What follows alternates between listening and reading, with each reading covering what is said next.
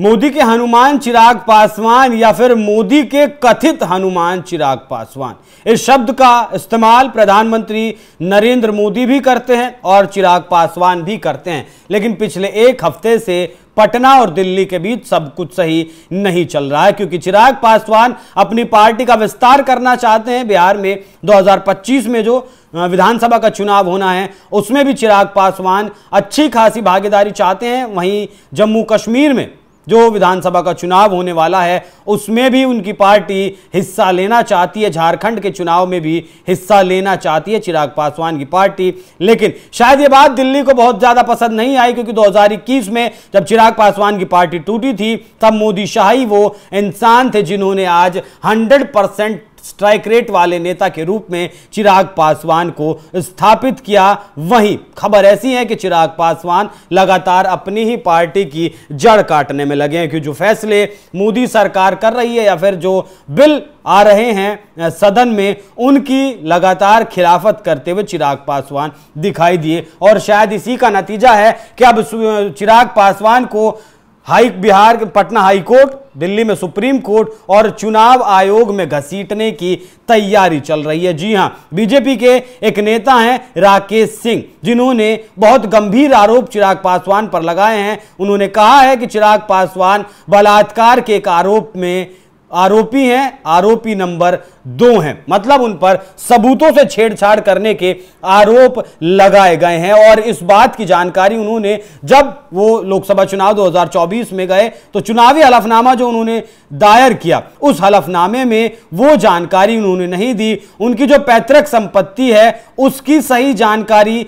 इन्होंने नहीं दी। एक दलित परिवार से नहीं आते, बल्कि ये अच्छी खासी भूमि के मालिक हैं। इस तरीके के आरोप चिराग पासवान पर लगाए गए हैं। मुख्यतः चिराग पासवान पर अपनी इस शिकायत में 3 आरोप चिराग पासवान पर लगाए गए हैं। वो तीनों आरोप हम एक एक कर आपको दिखाते हैं कि क्या है वो तीनों आरोप जिससे चिराग पासवान की सांसदी को रद्द करने की मांग की गई है। पहला आरोप है रेप केस में रेस्पोंडेंट नंबर 2, मतलब दूसरे आरोपी होने के बाद भी चिराग पासवान ने इस जानकारी को अपने चुनावी हलफनामे में नहीं दिया। हलफनामे में यह शो किया कि इनके ऊपर कोई केस दर्ज नहीं है। फुल फ्रेम दिखाइएगा जरा इस तस्वीर को। दूसरा आरोप, खगड़िया के शहर बन्नी में चिराग पासवान का पैतृक घर है। चुनावी हलफनामे में उन्होंने सिर्फ पटना के एसके पुरी के घर की जानकारी दी, मगर शहर बन्नी की 80 एकड़ जमीन के बारे में नहीं बताया। आरोप नंबर 3, झांसी की जिस बुंदेलखंड यूनिवर्सिटी से जुड़े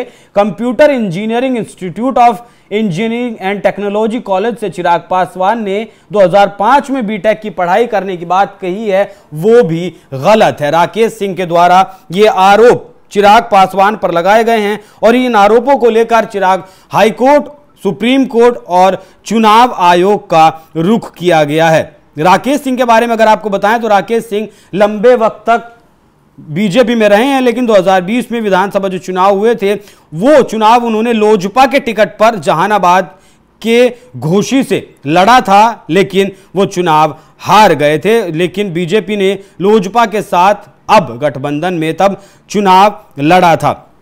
एक बातचीत में राकेश सिंह ने यह दावा किया कि चिराग दलितों के साथ अन्याय कर रहे हैं, ये दलित के नाम पर मलाई खा रहे हैं। इनके हलफनामे लोकसभा चुनाव के दौरान जो चुनाव आयोग को जानकारी दी गई उसको पढ़ा गया, उसका रिव्यू किया गया, तब पता चला कि दिल्ली कनॉट प्लेस के थाने में चिराग के ऊपर रेप का मामला दर्ज है।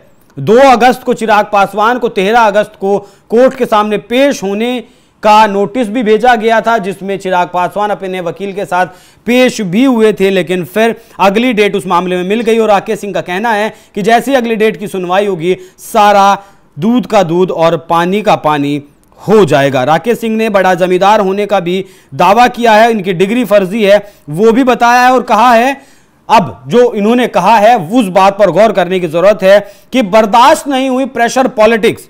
राकेश सिंह का कहना है कि चिराग दबाव की राजनीति कर रहे हैं आरक्षण के मामले पर। जब चिराग पासवान ने प्रधानमंत्री नरेंद्र मोदी पर बयानों के जरिए अटैक किया तो हमसे रहा नहीं गया। उन्हें सुप्रीम कोर्ट और संविधान पीठ के आदेश पर सवाल नहीं उठाना चाहिए था, दबाव की राजनीति नहीं करनी चाहिए थी। केंद्र सरकार पर दबाव बनाने की इन्होंने कोशिश की। झारखंड और बिहार में विधानसभा का चुनाव लड़ने के लिए भाजपा पर दलित विरोधी होने का प्रेशर इन्होंने बनाया है। हालांकि खुलासे के बाद खतरा भी बहुत है और इस बारे में जब बात की गई लोजपा के नेताओं से तब उन्होंने कहा कि इस मामले में उनका पक्ष जानने जो है वो अभी कुछ इस बारे में नहीं बोलेंगे, इस पूरी शिकायत का रिव्यू करेंगे उसके बाद जाकर कुछ बोलेंगे।